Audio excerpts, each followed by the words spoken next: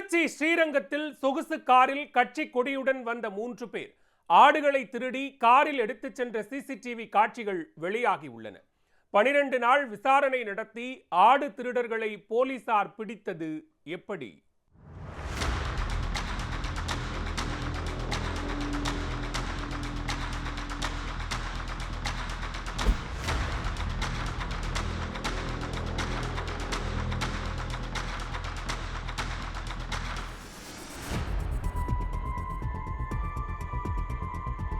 திருச்சி ஸ்ரீரங்கம் அம்மா மண்டபம் கீதாபுரத்தை சேர்ந்த மணிகண்டன், கணேசன் ஆகியோர் ஆடுகளை வளர்த்து தங்களுடைய வாழ்வாதாரத்தை நடத்தி வருகின்றனர். இந்நிலையில் கடந்த 13ஆம் தேதி இவர்களுடைய ஆடுகள் தெருவில் மேய்ந்து கொண்டிருந்த போது பிரபல கட்சியின் கொடி கட்டிய ஃபார்ச்சுனர் கார் வந்தது.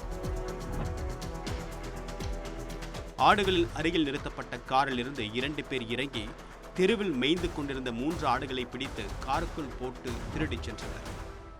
சொகுசு காரில் வந்து ஆடுகளை திருடக்கூடிய காட்சிகள் அருகே இருந்த சிசிடிவி கேமராவில் தெளிவாக பதிவாகியிருந்தன.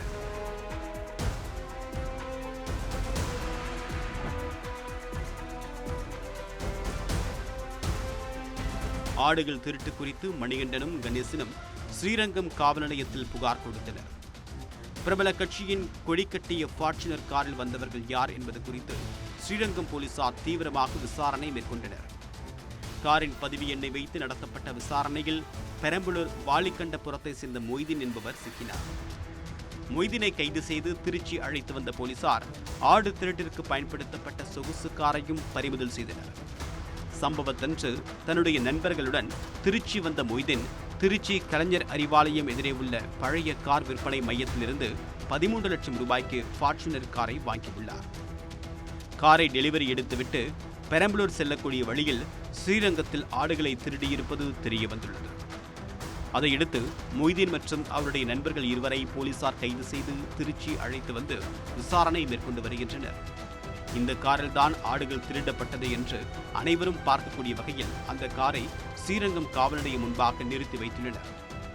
பல லட்சங்கள் கொடுத்து கார் வாங்கக்கூடிய வசதி உள்ளவர்கள் வயிற்று பிழப்பிற்காக மேய்ச்சல் தொழில் செய்பவர்களிடமிருந்து ஆடுகளை திருடுவது எந்த மாதிரியான மனநிலையும்?